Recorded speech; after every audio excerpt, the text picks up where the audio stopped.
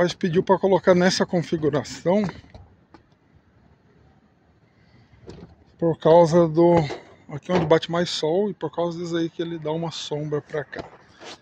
Eu liguei essas duas em paralelo, essas duas em paralelo, essas duas em paralelo, duas em paralelo.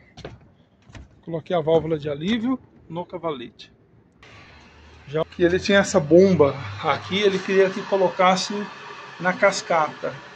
Eu tive que fazer muitas alterações aqui dentro para colocar da cascata, tive que tirar daqui.